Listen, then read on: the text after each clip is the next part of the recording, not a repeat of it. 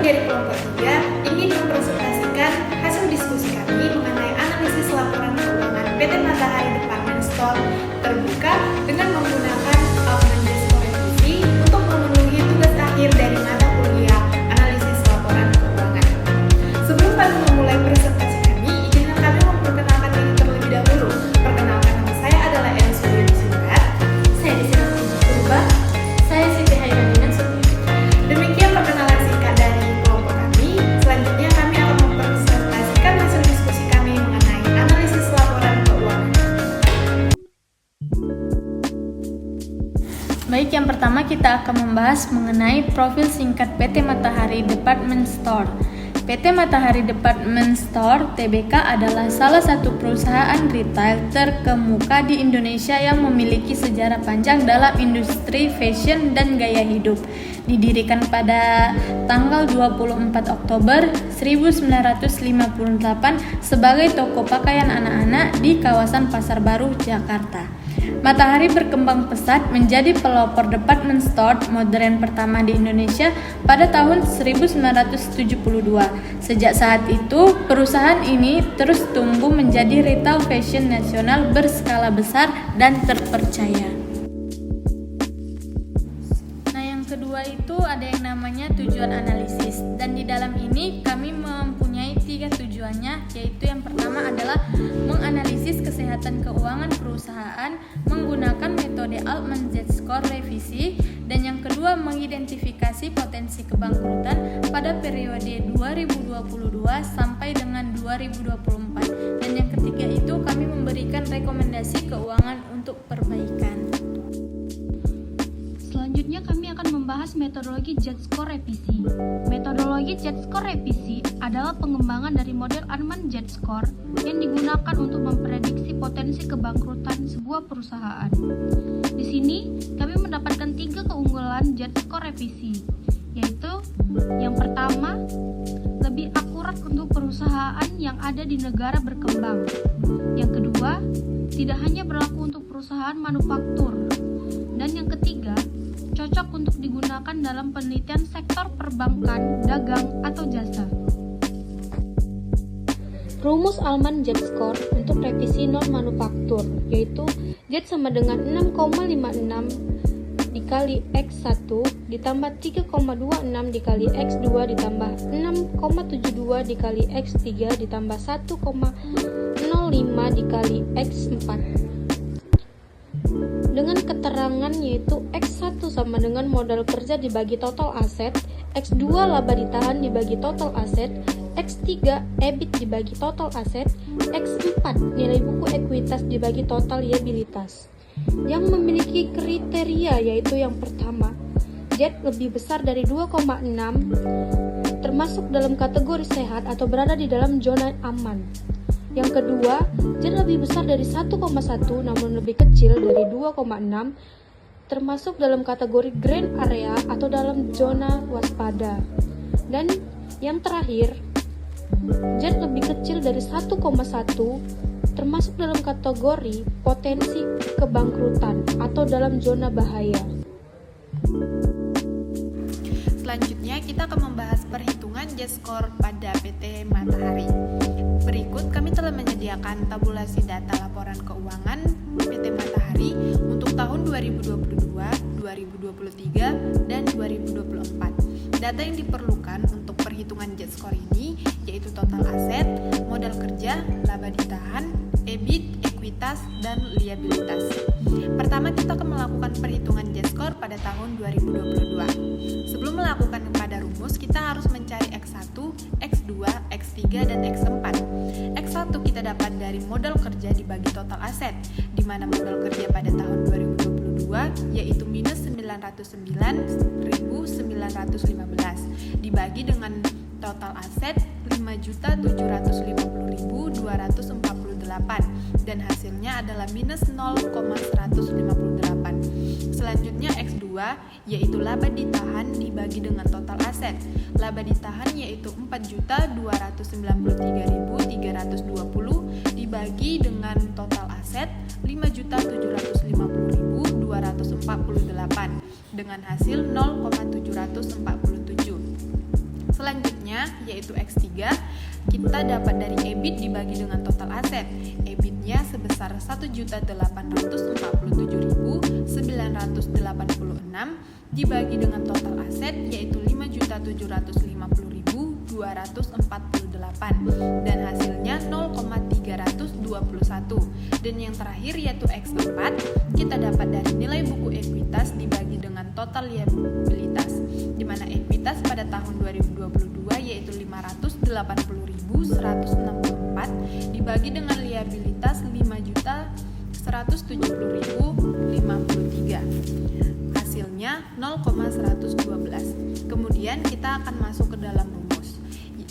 Rumusnya yaitu 6,56 dikali dengan X1 yaitu minus 0,158 ditambah 3,26 dikali dengan X2 yaitu 0,747 ditambah 6,72 dikali dengan X3 yaitu 0,321 kemudian ditambah 1,05 dikali dengan X4 yaitu 0,112 dengan hasil 3,67. Statusnya ini yaitu zona aman atau tidak bangkrut. Selanjutnya kita akan melakukan perhitungan J-score untuk tahun 2023. Seperti pada perhitungan yang pertama, kita akan mencari nilai X1 sampai dengan X4. X1-nya kita dapat dari modal kerja dibagi total aset, di mana modal kerja pada tahun 2023 yaitu sebesar minus 1.504.947 dibagi dengan total asetnya 5.880.430 dan hasilnya sebesar 0,256. Kemudian untuk X2 kita dapat dari laba ditahan dibagi dengan total aset, di mana laba ditahan 2023 yaitu 3.881.811 dibagi dengan total aset 5.880.430 dan hasilnya sebesar 0,575. Selanjutnya X3 yaitu EBIT dibagi dengan total aset. EBIT 2023 yaitu 1.175.823 dibagi dengan total aset 5.880.430 dan hasilnya sebesar 0,200. Dan yang terakhir X4 kita dapat dari nilai buku ekuitas dibagi dengan total liabilitas, di mana pada tahun 2023 nilai ekuitasnya sebesar 30.378 dibagi dengan total liabilitas yaitu 5.849.658. Selanjutnya kita akan masuk ke dalam rumus yaitu 6,56 dikali dengan X1 yaitu minus 0,256 ditambah dengan 3,26 dikali dengan X2 yaitu 0,575 ditambah dengan 6,72 dikali dengan X3 yaitu 0,200 kemudian ditambah dengan 1,05 dikali dengan X4 yaitu 0,005 dengan hasil 1,545. Masuk ke dalam zona abu-abu atau perlu perhatian. Yang terakhir kita akan masuk ke dalam perhitungan J-score untuk tahun 2024. Seperti sebelumnya, nilai X1 kita dapat dari modal kerja dibagi total aset, di mana modal kerja pada tahun 2024 sebesar minus 913.066 dibagi dengan total asetnya sebesar 5.140.707. Kemudian kita mendapat hasil sebesar minus 0,178. Kemudian untuk X2 kita dapat dari laba ditahan dibagi dengan total aset, di mana laba ditahannya sebesar 3.793.678 dibagi dengan total aset sebesar 5.140.707 dan dapat hasil sebesar 0,738. Kemudian untuk X3 yaitu EBIT dibagi dengan total aset. EBIT pada tahun 2024 sebesar 1.275.752 dibagi dengan total aset 5.140.707 dengan hasil 0,248. Dan yang terakhir untuk X4 kita dapat dari nilai buku ekuitas dibagi dengan total liabilitas, di mana nilai ekuitas pada tahun 2024 325.786 dibagi dengan liabilitas sebesar 4.814.966. Kemudian kita masuk ke dalam rumus, yaitu 6,56 dikali dengan X1 yaitu minus 0,178 ditambah dengan 3,26 dikali dengan X2 yaitu 0,738 ditambah dengan 6,72 dikali dengan X3 yaitu 0,248 ditambah 1,0,5 dikali X4 yaitu 0,068 didapatkan hasil sebesar 2,979 dengan status zona aman atau tidak bangkrut.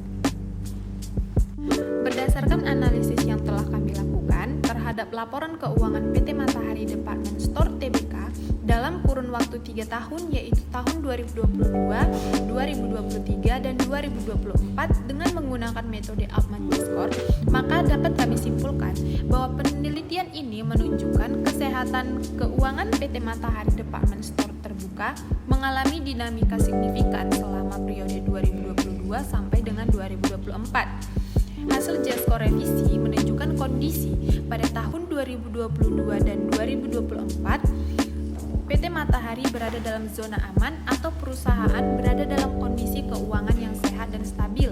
Namun pada tahun 2023 zona abu-abu di mana perusahaan menghadapi potensi risiko finansial yang perlu dicermati secara lebih dalam.